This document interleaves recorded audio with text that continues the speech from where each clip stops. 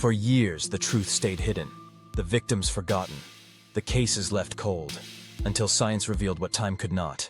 This is Decades in the Dark, where cold cases are brought back to light. Los Angeles, 1985. South Central was loud at night. Music drifted from open windows. Helicopters circled overhead. Sirens cut through the dark so often they blended into the background. Violence was not unusual here. And that normalcy created something dangerous. It created camouflage. On August 10th, 1985, Deborah Jackson was found shot in an alley. She was 29 years old. She struggled with addiction and instability, but she was not invisible. She had a name. She had family. She had history. Her murder did not make national headlines. At first glance, it appeared to be another tragic but isolated homicide in a neighborhood already burdened by crime. But detectives noticed something subtle. There were no signs of a public struggle in the alley. No chaotic assault scene. It appeared she had been killed elsewhere and transported. That detail suggested planning. Investigators later reconstructed what likely happened. A man driving alone approaches slowly. Calm, non-threatening, patient. He selects women who are less likely to trigger immediate urgency if they disappear. Deborah likely entered the vehicle voluntarily. That was critical to his method. No screaming, no forced abduction, just quiet compliance. Once inside the car, control was absolute. He dictated the route, the stop, the isolation. The assault that followed was controlled, not frenzied. No explosive rage, no overkill. At the end, he retrieved a small .25 caliber handgun. The weapon was not escalation. It was the final step, a close-range shot. Precise, intentional. Her body was left in an alley. Not buried, not carefully hidden, just discarded. At the scene, detectives collected shell casings and preserved biological evidence. In 1985, there was no DNA database to run comparisons. No CODIS. No familial searching. They did not know they were preserving the beginning of a serial case.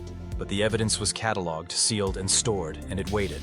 1 year later, Henrietta Wright was found shot and left outdoors. Again, a black woman struggling with addiction. Again, no signs of chaotic violence at the recovery site. Again, a .25 caliber casing. Ballistics confirmed it. The same firearm. Detectives laid the files side by side. The demographic profile matched. The execution style matched. The quiet disposal matched. This was not random violence. This was repetition.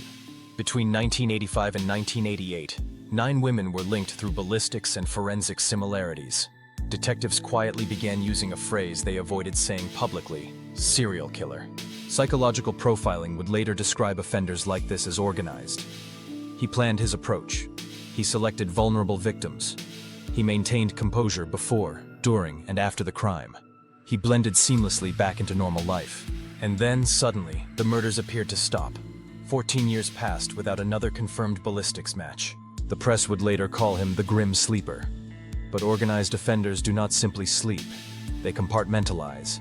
They build routines. They create walls inside their minds that separate violence from domestic life. During those 14 years, Lonnie David Franklin Jr. lived what appeared to be an ordinary life. He worked as a mechanic. He drove a garbage truck. He was married. Neighbors described him as polite and quiet, the kind of man who waved from his driveway. Normalcy was his camouflage. Organized serial offenders rely on predictability.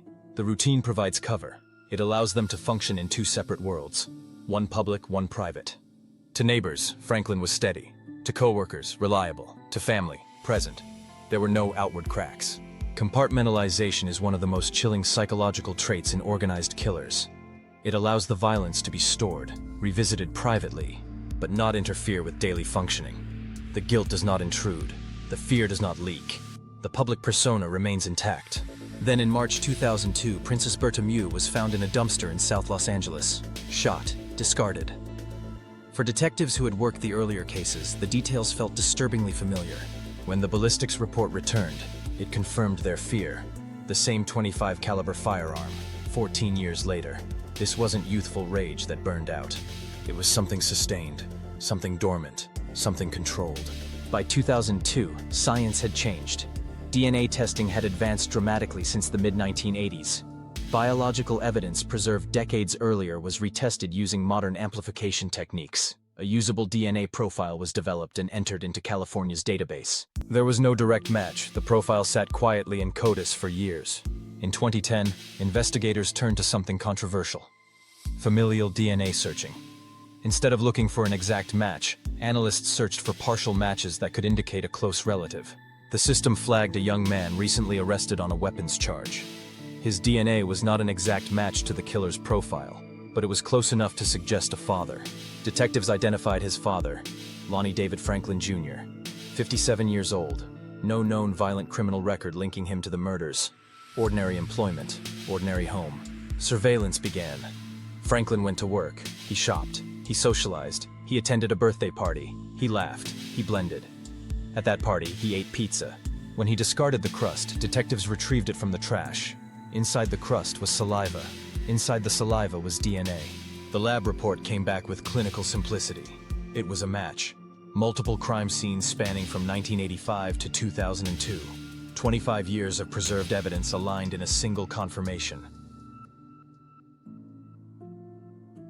When police searched Franklin's home, they found weapons and ammunition, but they also discovered hundreds of photographs of women, some smiling, some posed, some appearing unconscious, many unidentified. Organized offenders often keep trophies, not to boast publicly, but to relive privately, to revisit control, to preserve dominance long after the act itself is over. Detectives spent months analyzing the photographs. Many of the women were never identified. Some appeared intoxicated, some appeared unconscious, some appeared posed deliberately. The images were not chaotic snapshots, they were deliberate. Each photograph suggested something investigators feared deeply. The known victims might represent only a fraction of the true number. The trial began in 2016. Prosecutors presented decades of evidence, ballistics linking multiple scenes to the same firearm, DNA tying Franklin directly to victims, timelines stretching back to 1985. Families filled the courtroom. For many, it had been more than 20 years of waiting. Years of wondering whether their daughters or sisters had simply vanished into statistics. Franklin showed little emotion during proceedings. Observers described him as calm, detached. The courtroom was not seeing a monstrous caricature.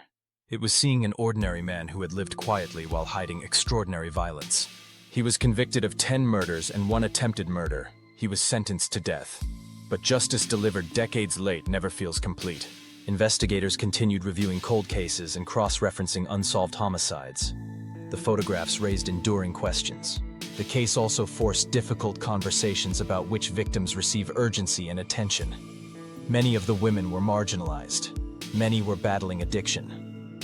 Families later questioned whether the investigations would have moved faster under different circumstances.